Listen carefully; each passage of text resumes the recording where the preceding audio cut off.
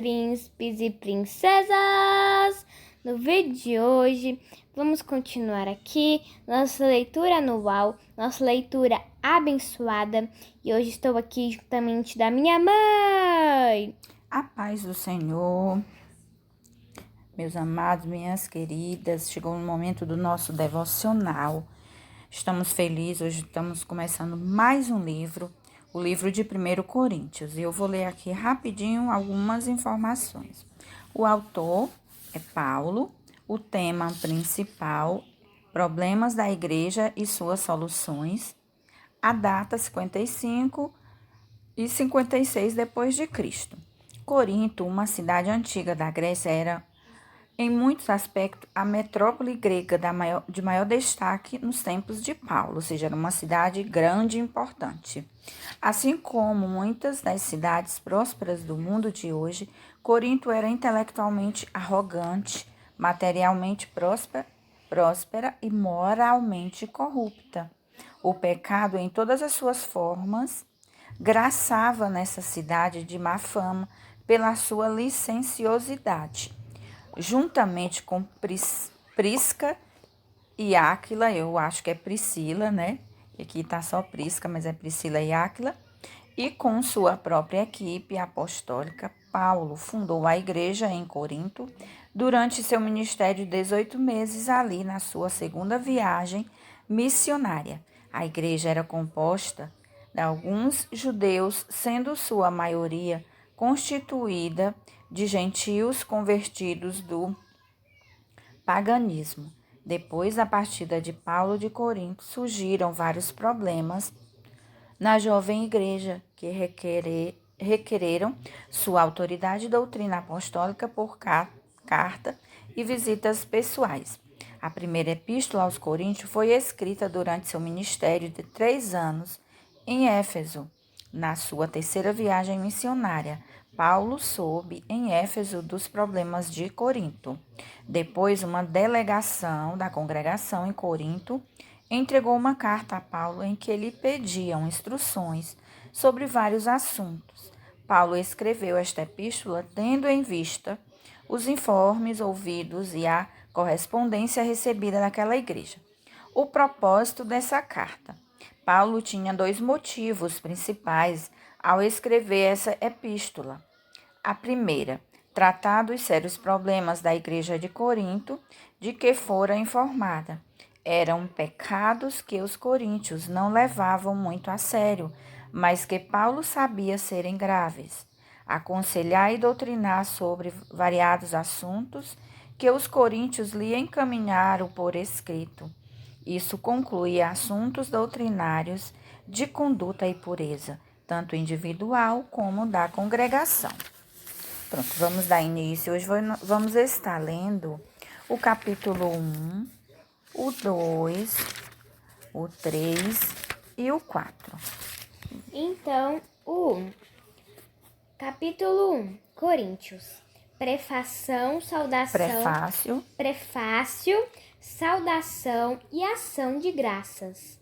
Paulo, chamado apóstolo de Jesus Cristo pela vontade de Deus, e o irmão Sóstenes, a igreja de Deus que está escrito em Corinto, aos santificados em Jesus Cristo, chamados santos, com todos os que em todo lugar invocam o nome do Senhor Jesus Cristo, Senhor deles e nosso. Graça e paz da parte de Deus nosso Pai e do Senhor Jesus Cristo. Sempre dou graças ao meu Deus por vós, pela graça de Deus que vos for dada em Jesus Cristo, porque em tudo fostes enriquecido nele, em toda a palavra e em todo o conhecimento, como foi o mesmo o testemunho de Cristo, confirmado entre vós, de maneira que nenhum dom vos falta, esperando a manifestação de nosso Senhor Jesus Cristo, o qual vos confirmará também até ao fim, para serdes irrepreensíveis no dia de nosso Senhor Jesus Cristo. Fiel é Deus, pelo qual fostes chamados para a comunhão de seu Filho Jesus Cristo, nosso Senhor. As dissensões na igreja de Corinto. Rogo-vos, porém, irmãos, pelo nome de nosso Senhor Jesus Cristo, que digais todas uma mesma coisa, e que não haja entre vós dissensões, antes sejais unidos em um mesmo sentido, em um mesmo parecer, porque a respeito de vós, irmãos meus, me foi comunicado pelos da família de Cloe, que há contendas entre vós. Quero dizer com isso que cada um de vós diz: eu sou de Paulo, e eu sou de Apolo, e eu sou de Cefas, e eu de Cristo. Está Cristo dividido? Foi Paulo crucificado por vós? Ou foste vós batizados em nome de Paulo? Dou graças a Deus porque a nenhum de vós batizei, senão a Crispo e a Gaio, para que ninguém diga que fostes batizados em meu nome. E batizei também a família de Estéfanas. Além destes, não sei se batizei algum outro, porque Cristo enviou-me não para batizar, mas para evangelizar, não em sabedoria de palavras, mas para que a cruz de Cristo se não faça vã. Porque a palavra da cruz é loucura para os que perecem, mas para nós que somos salvos é o poder de Deus. Porque está escrito: destruirei a sabedoria dos sábios e aniquilarei a inteligência dos inteligentes. Onde está o sábio? Onde está o escriba? Onde está o inquiridor deste século? Porventura, não tornou Deus louca a sabedoria deste mundo? Visto como, na sabedoria de Deus, o mundo não conheceu a Deus pela sua sabedoria, aprove a Deus salvar os crentes pela loucura da pregação, porque os judeus pedem sinal e os gregos buscam sabedoria. Mas nós pregamos a Cristo crucificado, que é escândalo para os judeus e loucura para os gregos, mas para os que são chamados tanto judeus como gregos lhe pregamos a Cristo, poder de Deus e sabedoria de Deus. Porque a loucura de Deus é mais sábia do que os homens, e a fraqueza de Deus é mais forte do que os homens. Porque, vede, irmãos, a vossa vocação, que não são muitos os sábios segundo a carne, nem muitos os poderosos, nem muitos os nobres que são chamados. Mas Deus escolheu as coisas loucas deste mundo para confundir as sábias. E Deus escolheu as coisas fracas deste mundo para confundir as fortes. E Deus escolheu as coisas vis deste mundo, e as desprezíveis, e as que não são, para aniquilar as que são, para que nenhuma carne se glorie perante ele. Mas vós sois dele, em Jesus Cristo, o qual para nós foi feito por Deus sabedoria e justiça e santificação e redenção, para que, como está escrito, aquele que se gloria, glorie-se no Senhor. O caráter da pregação de Paulo, capítulo 2. E eu, irmão, quando fui ter convosco, anunciando-vos o testemunho de Deus, não fui com sublimidade de palavras ou de sabedoria, porque nada me propus saber entre vós, senão a Jesus Cristo, e este crucificado. E eu estive convosco em fraqueza, em temor, em grande tremor. A minha palavra e a minha pregação não consistiram em palavras persuasivas de sabedoria humana, mas em demonstração do Espírito e de poder, para que a vossa fé não se apoiasse em sabedoria dos homens, mas no poder de Deus. Todavia falamos sabedoria entre os perfeitos, não porém a sabedoria deste mundo, nem dos príncipes deste mundo que se aniquilam, mas falamos a sabedoria de Deus, oculta em mistério, a qual Deus ordenou antes dos séculos para nossa glória, a qual nenhum dos príncipes deste mundo conheceu, porque se a conhecessem, nunca crucificariam ao Senhor da glória. Mas como está escrito: as coisas que o olho não viu e o ouvido não ouviu e não subiram ao coração do homem, que são as que Deus preparou para os que os amam. Mas Deus nolas revelou pelo seu Espírito, porque o Espírito penetra todas as coisas, ainda as profundezas de Deus. Porque qual dos homens sabe as coisas do homem, senão o Espírito do homem que nele está? Assim também ninguém sabe as coisas de Deus, senão o Espírito de Deus. Mas nós não recebemos o Espírito do mundo, mas o Espírito que provém de Deus, para que pudéssemos conhecer o que nos é dado gratuitamente por Deus, as quais também falamos, não com palavras de sabedoria humana, mas com as que o Espírito Santo ensina, comparando as coisas espirituais com as espirituais. Ora, o homem natural não compreende as coisas do Espírito de Deus, porque lhe parecem loucura, e não pode entendê-las, porque elas se discernem espiritualmente. Mas o que é espiritual discerne bem tudo, e ele de ninguém é discernido. Porque quem conheceu a mente do Senhor para que possa instruí-lo? Mas nós temos a mente de Cristo. O espírito mundano causa dissensões nas igrejas. Capítulo 3. E eu, irmãos, não vos pude falar como a espirituais, mas como a carnais, como a meninos em Cristo.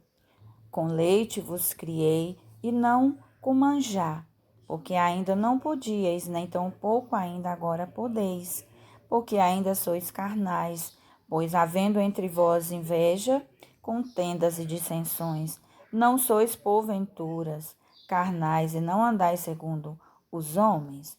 Porque dizendo um, eu sou de Paulo, e outro, eu de Apolo, porventura não sois carnais? Pois quem é Paulo e quem é Apolo, senão ministros pelos quais crestes, e conforme que o Senhor deu a cada um? Eu plantei, Apolo regou, mas Deus deu o crescimento. Pelo que nem o que planta é alguma coisa, nem o que rega, mas Deus que dá o crescimento. Ora, o que planta e o que rega são um, mas cada um receberá o seu galardão segundo o seu trabalho. Porque nós somos cooperadores de Deus, vós sois lavoura de Deus e edifício de Deus.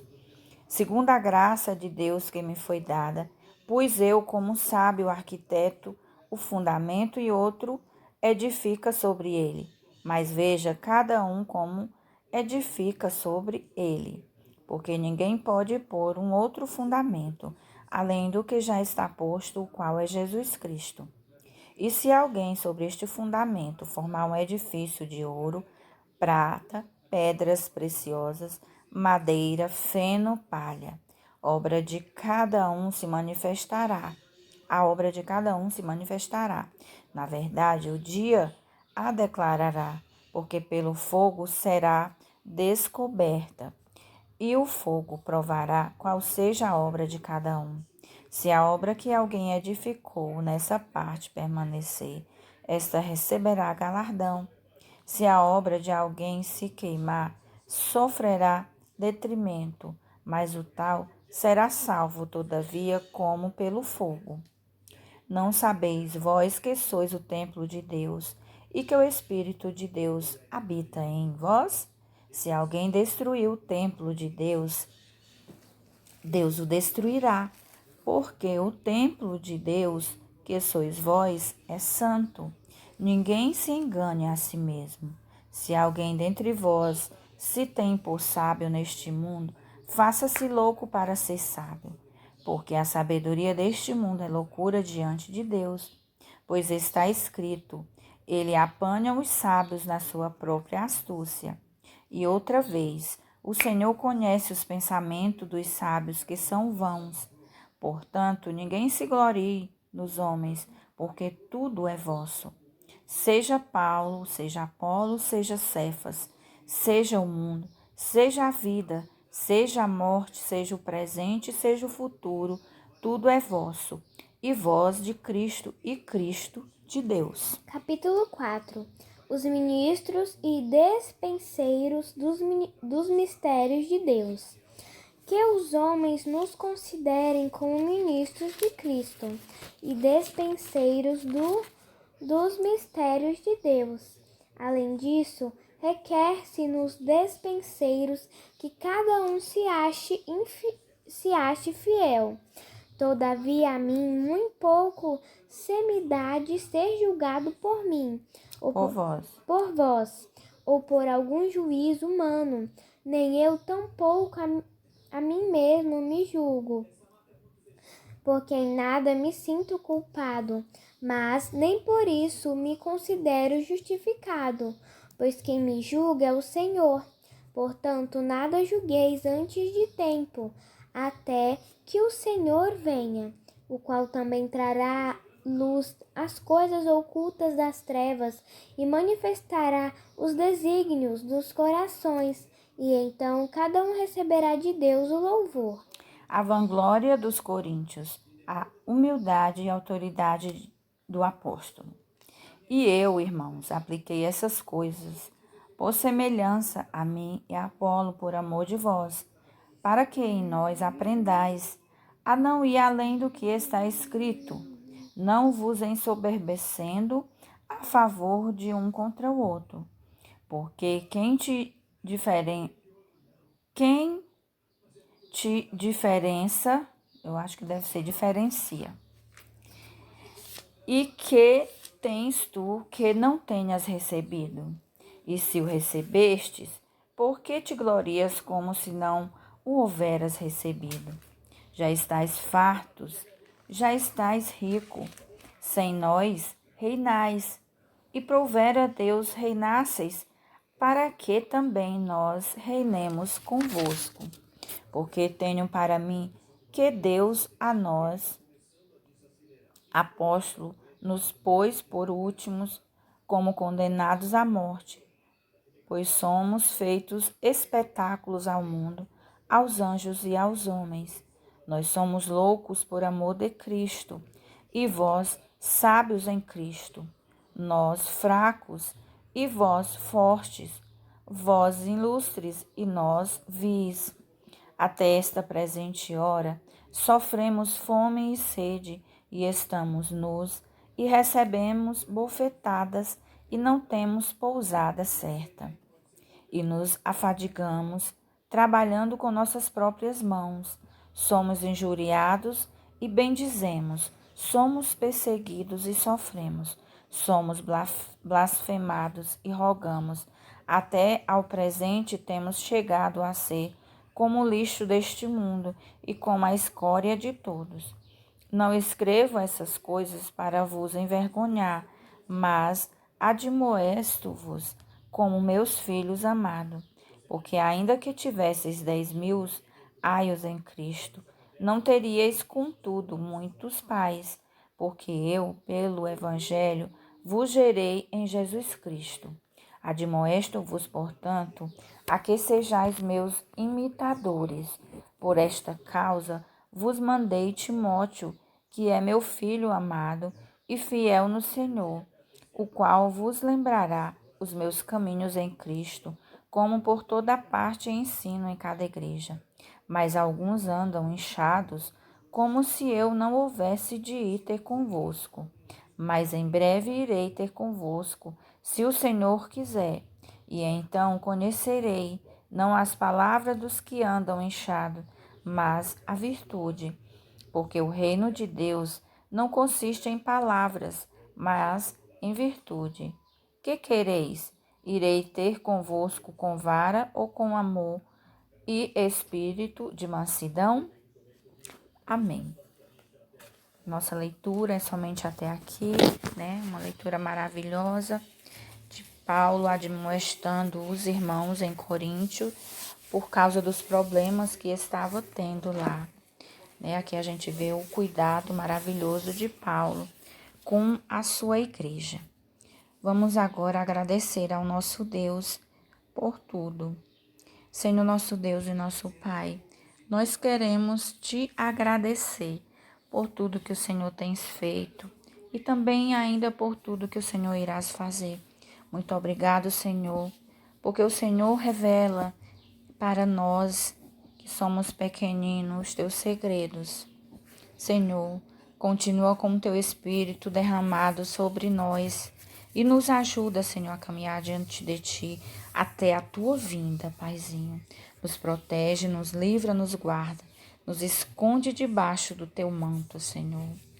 Abençoa os missionários, meu Deus, os quatro cantos dessa terra. Fica conosco, tudo nós te pedimos e te agradecemos em nome de Jesus. Amém.